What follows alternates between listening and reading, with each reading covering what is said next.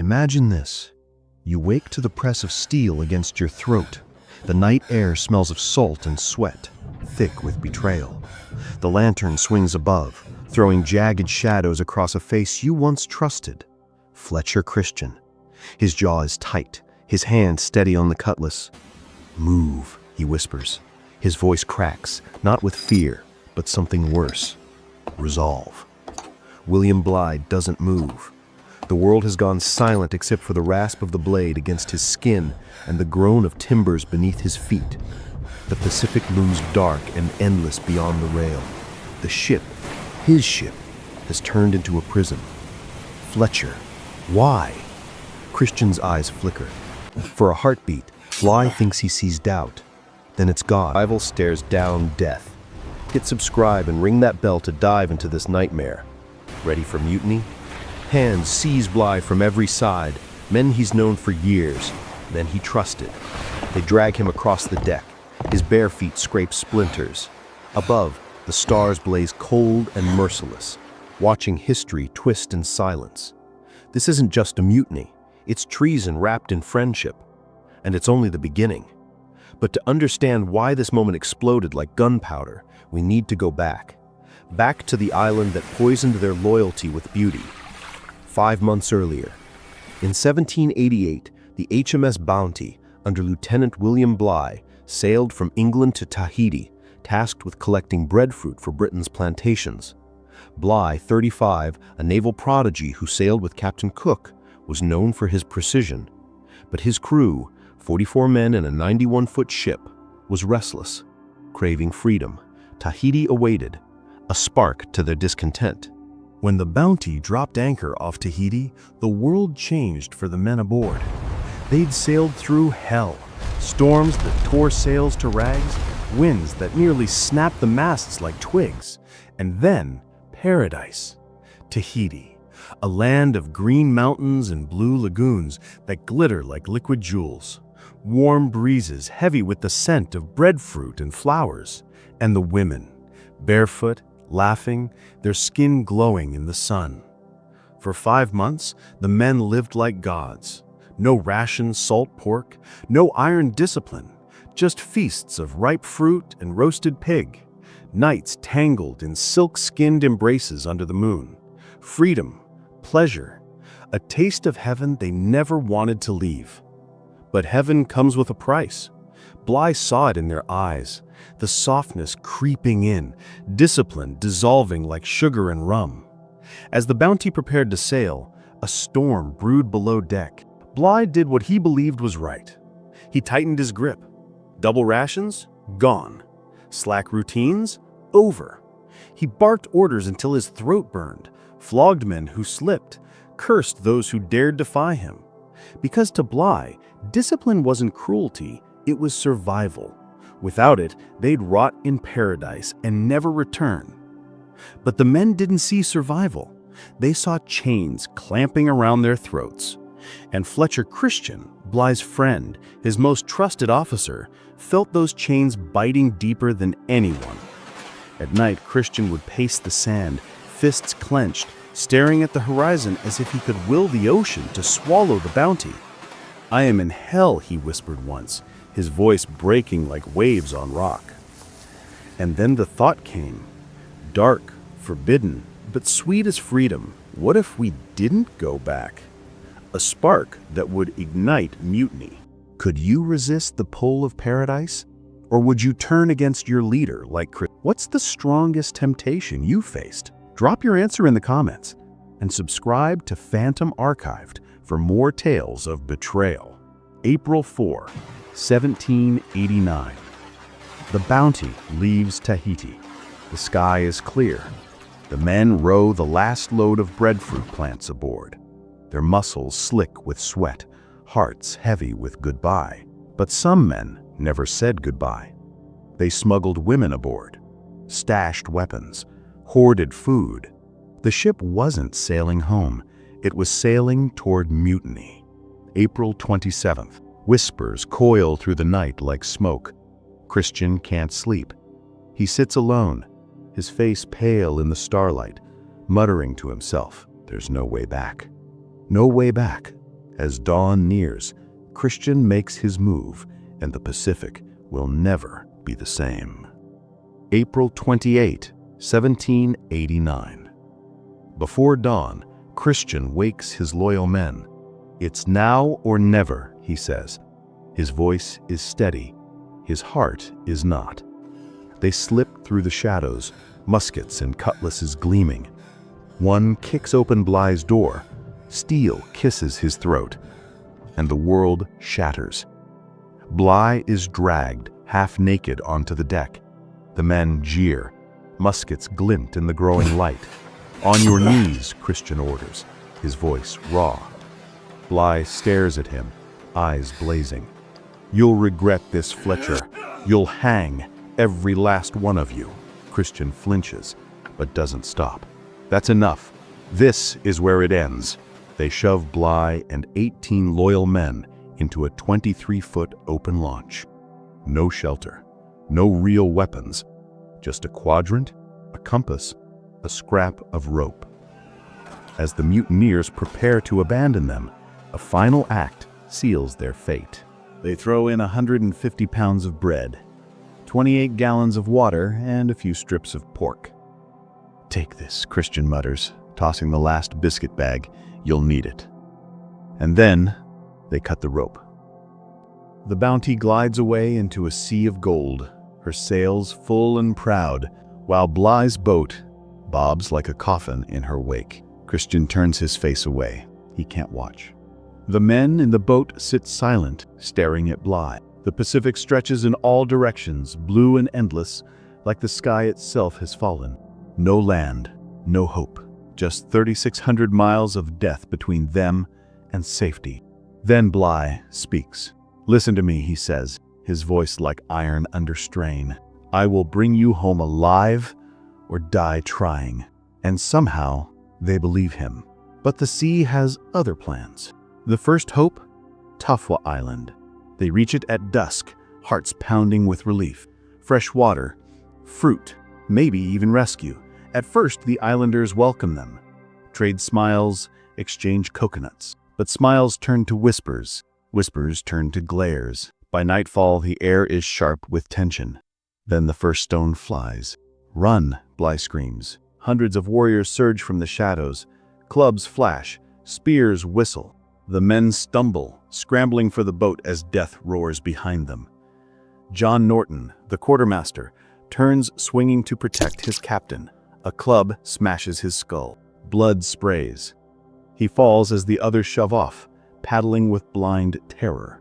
The islanders' war cries echo as Bligh stares back at Norton's broken body, at paradise turned hell, and then the darkness swallows everything.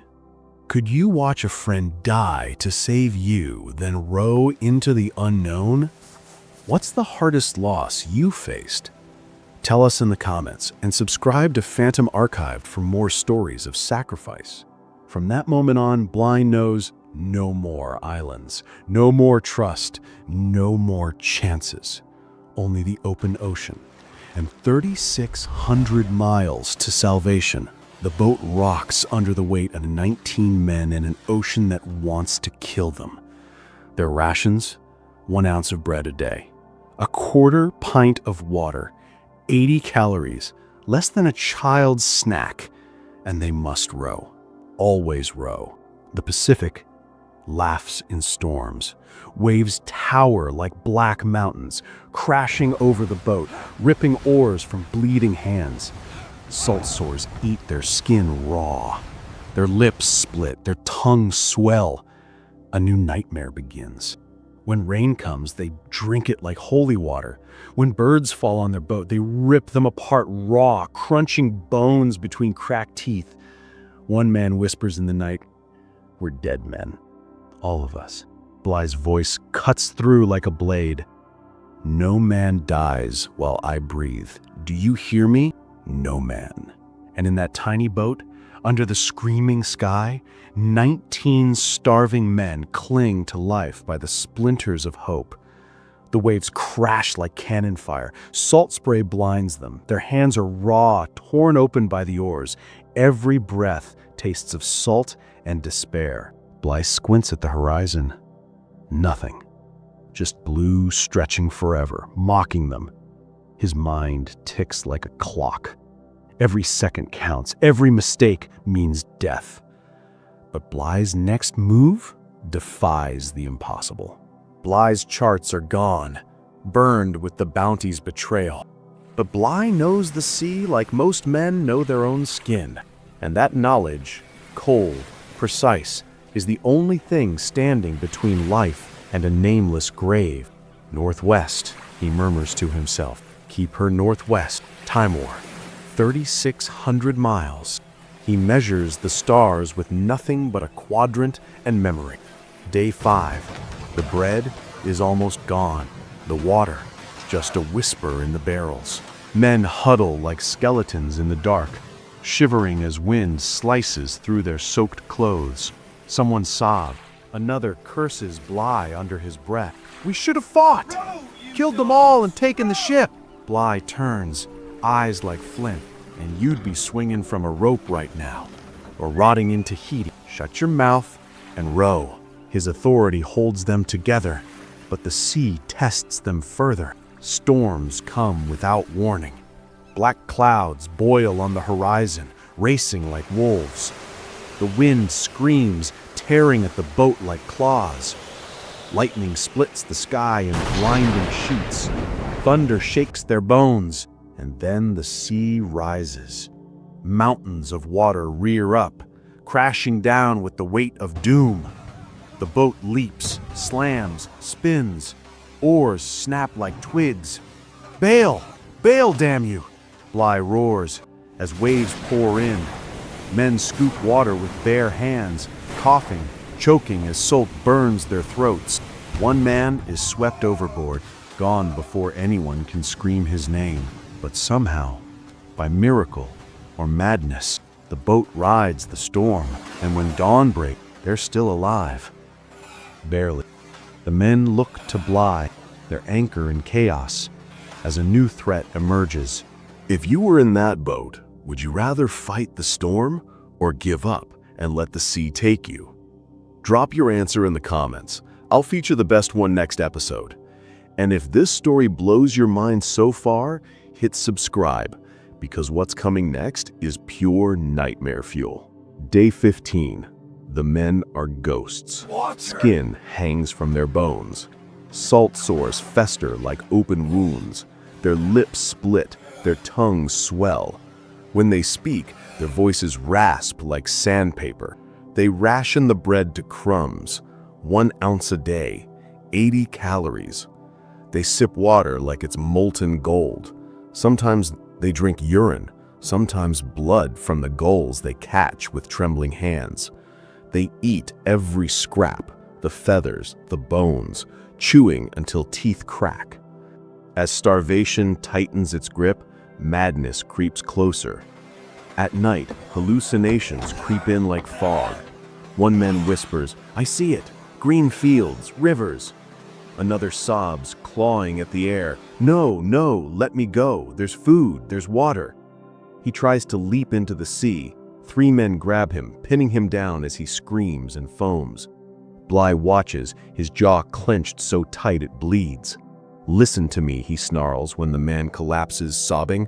"You look at me. You breathe when I tell you to breathe. No man dies while I live. Do you hear me? No man." And in that moment, even on the edge of madness, they believe him. Day 30. Another storm. Worse than before. The sky turns black. The wind howls like the devil himself. The boat's survival hangs by a thread. The boat bucks like a wild beast, water pouring in faster than they can bail. Men scream as lightning slashes the darkness. The mast slaps like bone. The sail tears free, whipping into the night. For hours they fight, bailing, rowing, clinging.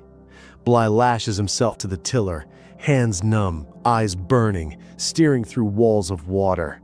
Every wave could be the last. Every breath could be their death rattle. But when dawn comes, the storm is gone, and they're still alive.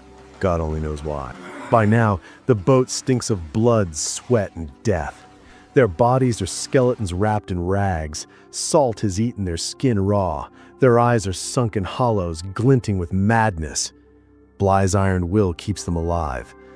But for how long? Would you have survived this far, or would you have given up long ago? Comment your breaking point. I'll pin the rawest answer. Bligh never breaks. He divides the crew into shifts, keeps the log, measures the stars, sets tiny goals. We'll reach rain tomorrow. We'll see land in 2 weeks. Because he knows the truth, hope is the only thing keeping them breathing. And then, at last, salvation. June 14th, 1789, 47 days after the mutiny, 3,618 miles from where they began. The boat scrapes sand. The men stagger onto Timor's shore. Walking skeletons, eyes glazed, skin like parchment. The Dutch stare in horror. They don't look human. They look like corpses dragged from the deep. But Bligh's promise held. 18 men survived the impossible. 18 out of 19. Bligh did what no one thought possible. The Dutch feed them spoonfuls, their shrunken stomachs rebelling. Bligh, skeletal, writes his report, "I preserved 18 lives." But tragedy lingers. And Batavia, Surgeon Thomas Ledward dies of fever, a cruel loss after the sea. Bligh buys a schooner, sailing for England. March 1790. London buzzes with his tale, per the National Maritime Museum. His 3,618-mile navigation, with only a quadrant, stuns the Admiralty. A court-martial acquits him. No fault in Lieutenant Bligh. Survivors praise him. John Fryer testifies, "Without Bligh, we'd be dead in 2 weeks." Bligh's promoted, but the mutiny shadow follows him. The Admiralty sends HMS Pandora to hunt mutineers. It wrecks on the Great Barrier Reef, ironic given Bligh's navigation. 14 are captured, 4 drown. In 1792, 3 are hanged, per naval records. Fletcher Christian's fate remains a mystery, likely dead on Pitcairn Island. Bligh's story, unlike Christian's romanticized rebellion, is a testament to discipline. His logs grip London. Survivors bear scars, nightmares, sunken cheeks, but call Bligh their savior. Bligh rises to vice admiral, but in 1808, as New South Wales governor, faces the Rum Rebellion per historical accounts. No man inspired such loyalty and rejection, a newspaper writes. His legacy, complex, endures beyond the sea. Could you lead like Bligh, turning despair into survival against all odds? What's your greatest leadership moment? Tell us in the comments, and subscribe to Phantom Archived for more epic tales. Bligh's 3,618-mile voyage with a 95% survival rate defies maritime norms. 20% survive a week adrift per modern studies. His rationing, 80 calories daily, and psychological tactics are taught in survival courses. The launch, displayed in England, humbles viewers, per museum records. Bligh, dying in 1817, leaves a dual legacy, hero and tyrant. His men's bonds, forged in hell, endure. But one question remains. What became of the mutineers' dark path? And yet, this story isn't over, because while Bligh fought the sea, Fletcher Christian and the mutineers carved their own bloody path. And what happened to them on a remote island is darker than anything you've heard tonight. Do you want part 2? The savage fate of the mutineers of the Bounty? Hit subscribe, smash that like button, and comment Bounty Part 2 below, because trust me, their end makes this look merciful. William Bligh faced betrayal, starvation, and a merciless sea, yet led 18 men to salvation. His story is a fire, proof that will conquers death. Could you endure such a voyage? Bligh did. Until next time, this is Phantom Archived, where the past never rests easy.